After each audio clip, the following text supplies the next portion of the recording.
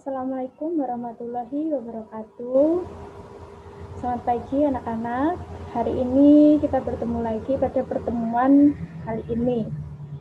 Nah, sebelum kita memulai pembelajaran, marilah kita berdoa sesuai keyakinan dan agama masing-masing. Berdoa, mulai.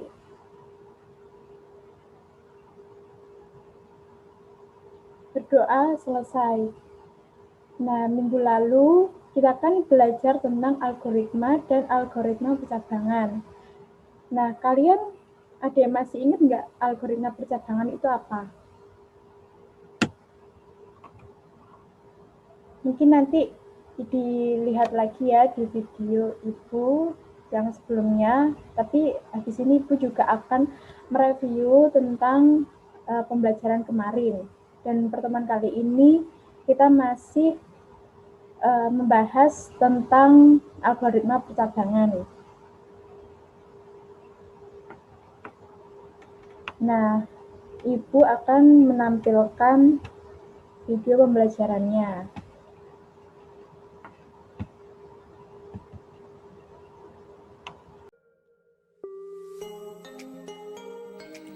Algoritma percabangan. Algoritma percabangan adalah keadaan di mana pengguna harus menentukan pilihan dari beberapa alternatif yang tersedia. Pada struktur percabangan, program akan berpindah urutan pelaksanaan jika suatu kondisi yang disyaratkan dipenuhi. Dalam membuat algoritma, terkadang kita harus memberikan instruksi yang berbeda-beda untuk setiap kondisi tertentu. Dalam sebuah percabangan terdapat istilah if dinyatakan sebagai kondisi atau jika, then dinyatakan sebagai aksi atau maka atau pernyataan, else dinyatakan sebagai lainnya atau pernyataan lain. Kondisi adalah suatu persamaan relasi yang bisa bernilai benar atau salah, namun tidak mungkin keduanya terjadi secara bersamaan. Aksi adalah instruksi yang akan dikerjakan jika memenuhi kondisi yang diharapkan. Kondisi yang diharapkan dapat berupa benar atau salah. Sedangkan else adalah pernyataan yang berarti jika tidak. Ini adalah kebalikan pernyataan if. Flowchart yang akan dibahas yang pertama yaitu perhatikan algoritma berikut. Untuk mengisi nilai rapor siswa dalam bentuk huruf A, B, C, atau D, maka menggunakan ketentuan berikut.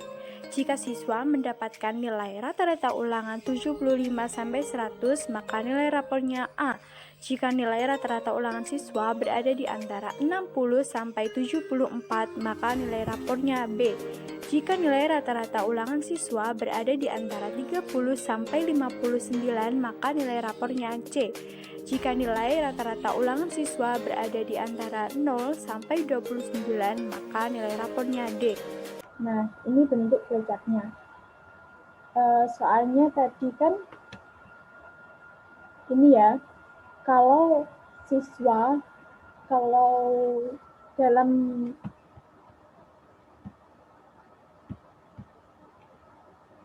sebuah algoritma untuk mengisi nilai rapor siswa ini kan ditunjukkan dengan bentuk huruf A, B, C, atau D. Nah, ketentuannya ada yang nilai rata-ratanya di atas 75. Nah, di sini kemarin kan sudah Ibu jelaskan bahwa bentuk belah ketupat ini menunjukkan keputusan.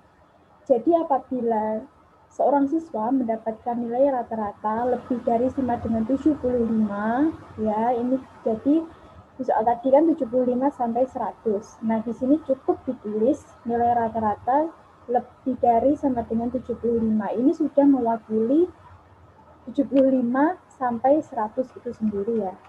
Nah, apabila siswa tersebut mendapatkan nilai lebih dari sama dengan 75, apabila ya ini, maka nilai rapornya itu akan mendapat A. Namun, apabila siswa tidak mendapatkan nilai lebih dari sama dengan 75, maka apabila tidak ini, dia dalam menulis flowchart ini, dalam menggambar flowchart, maka akan digambarkan sebuah belah ketupat lagi. Nah, ini akan ditulis ini nilai rata-rata lebih dari sama dengan 60. Nah, kalau di atas tadi kan lebih dari sama dengan 75. Nah, kenapa di sini tidak ditulis 60 sampai 69? 74, maaf. Karena ini apabila di atas ini sudah ditulis lebih dari sama dengan 75, berarti dia minimnya ini 75. Nah, apabila tidak mendapatkan nilai lebih dari 75, maka di sini cukup ditulis lebih dari sama dengan 60. Tidak perlu ditulis 60 sampai 74. Karena di sini sudah diwakilkan ada angka 75 ini ya, lebih dari sama dengan.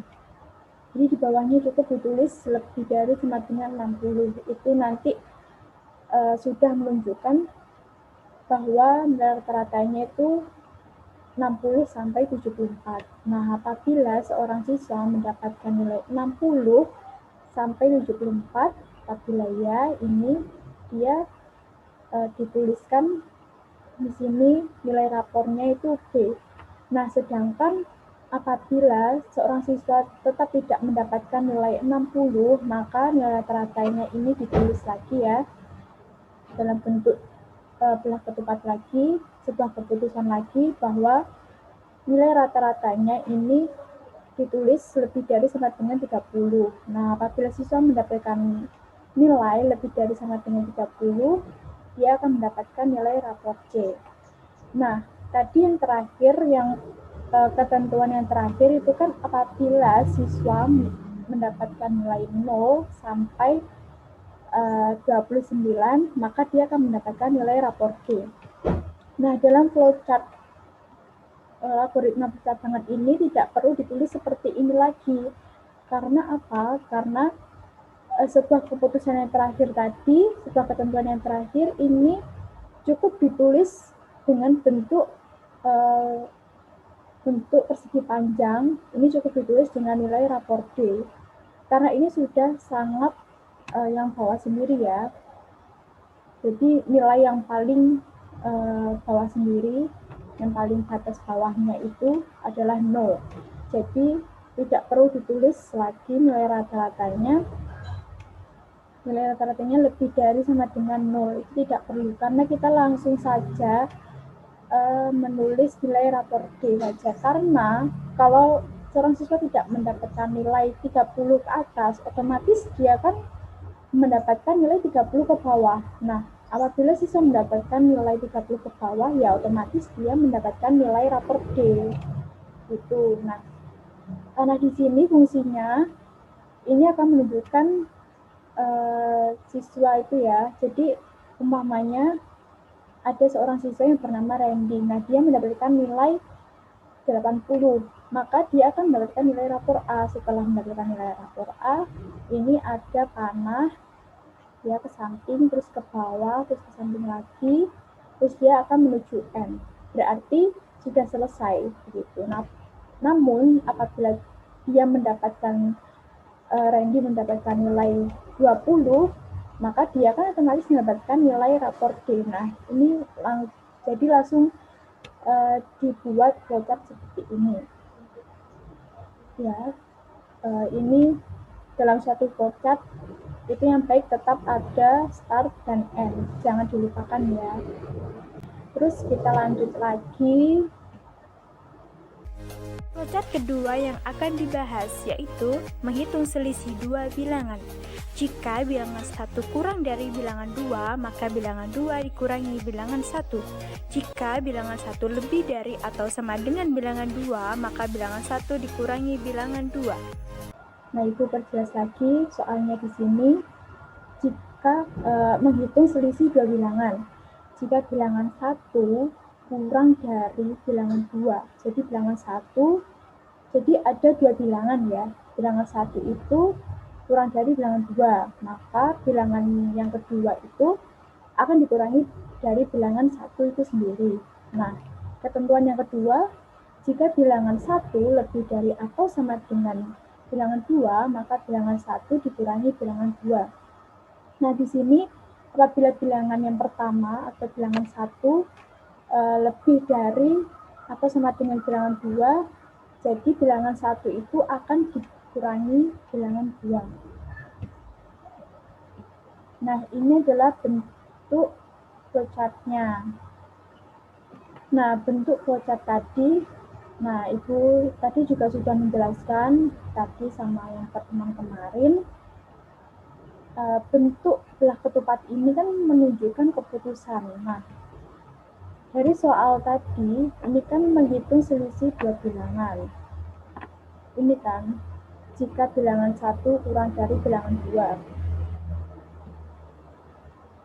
Nah, di sini, jadi keputusan yang, mohon maaf, ketemuan yang pertama tadi kan bilangan 1 kurang dari bilangan 2. Ini dikasih tanda tanya.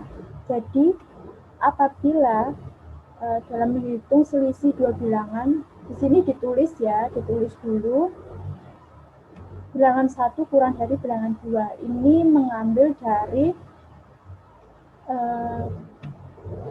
ketentuan yang pertama ini ya, yang jika bilangan 1 kurang dari bilangan 2 ini.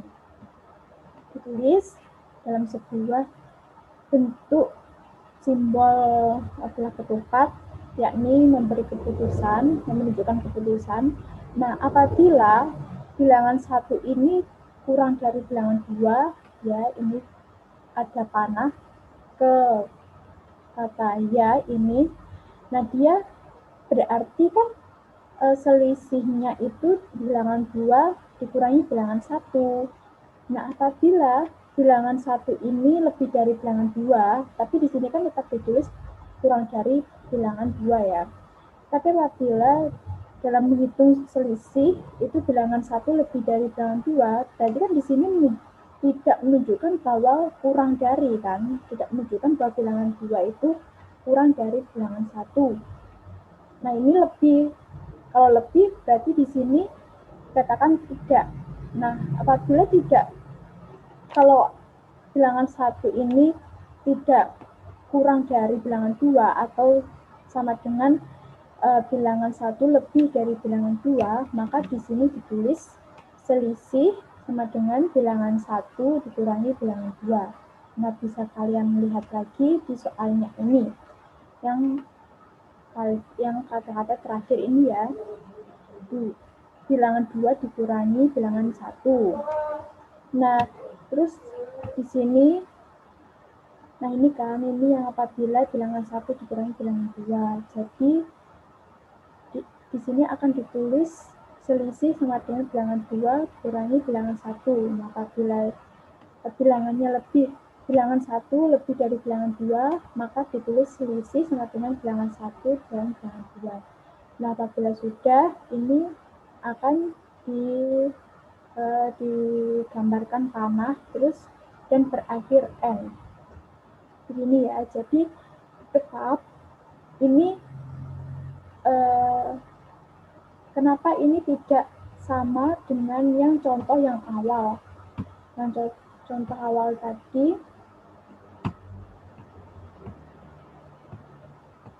nah yang ini karena dia di flowchart yang ini ketentuannya itu banyak, ada 4 ketentuan ya yang di soal tadi. Nah ini kalau yang di sini kan yang di soal yang kedua, flowchart yang kedua ini ketentuannya hanya 2, jadi cukup digambar seperti ini saja.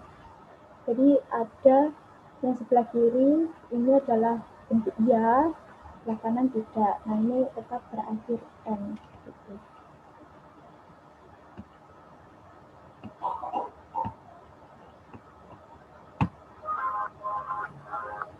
Nah, sudah selesai materi yang kita belajarkan.